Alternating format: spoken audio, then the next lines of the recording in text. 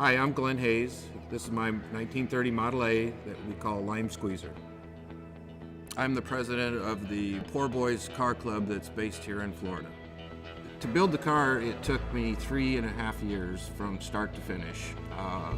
It's one of 40 cars that I've built since I was 15, and I'm really excited about it. We've had a lot of fun driving it and enjoying it, and we've been rewarded with meeting a lot of new people and friends because of it.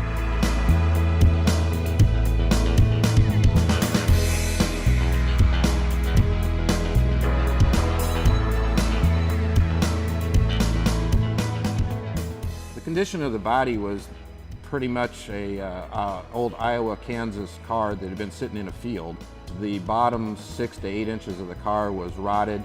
The top was all missing. The doors were sagging. It was not the best thing that you would ever want to start with, but that's never scared me from building anything. To build the car, it took me 3.5 years from start to finish. Probably wanting to know why the name Lime Squeezer. It's a name that came from the color choice, something that my oldest son came up with, being that Mountain Dew was his favorite drink. We had been trying to come up with a color combination that was going to work for the creation that we were building. And the longest time frame of any part of the project was the body and paint work, which took about a year of the project. A combination of multiple different metal flakes from Ed Roth and the talents of Tommy Lewis, we created Lime Squeezer. The name is stuck, and so everybody now refers to it as Squeezer.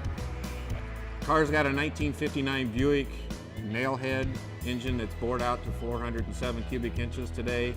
That was all completely modified and built by Joe Mondello, and it produces over 380 horsepower and 500 foot-pounds of torque, which moves the car down the road extremely well. As far as all the modifications to the body, as far as the steel is concerned, it was all hand fabricated by myself at home in the shop. I shortened it 15 inches and chopped the top 4 1/8 inches and made a custom roof for it in order to make the car my own idea and version of a Austin body. A car that was raced by a gentleman by the name of Gabby Bleeker back in the day was somewhat of the inspiration for the vehicle, and I wanted to create my own interpretation of something that he used to race back in the early 60s. The inside of the car is again one-off type of a design that I wanted to incorporate something along the lines of an early sports car, and I wanted to be able to feel like I sat in the car rather than sat on the car, and I wanted to be wrapped around by white vinyl rolls and pleats with a square roll bar, all the things that have been done to complement and to honor the period correctness of building a traditional style hot rod. The front suspension on the car is a 4-inch drop I-beam axle. It's suicide mounted in order to give the car the dragster competition feel and design. The perch on the front of the chassis is unique in itself, that it's made out of 14 different pieces of steel, and it's a rib design with holes all in it. The actual chassis itself is 2x3 mild steel tubing. Built actually a K-member into the chassis to triangulate and strengthen the chassis to hold the torque from the 59 nailhead engine. There's nothing on this car that hangs below the frame rails of the car, and I added an additional 1/4-inch plate to the bottoms of the frame rails, which obviously made the chassis stronger, but yet is like a skid plate when you get into situations where things are a little too low.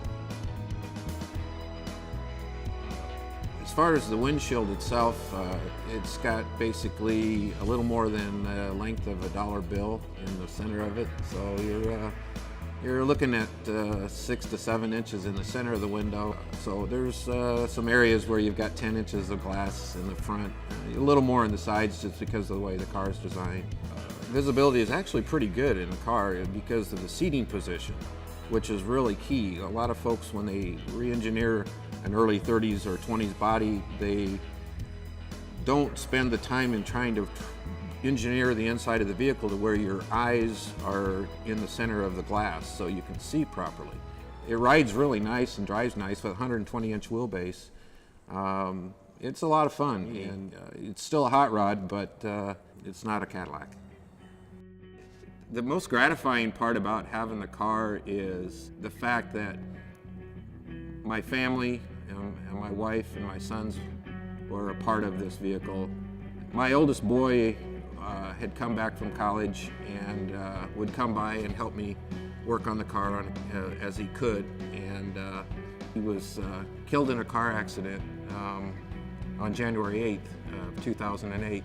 And being able to enjoy the car today in his honor is everything to me.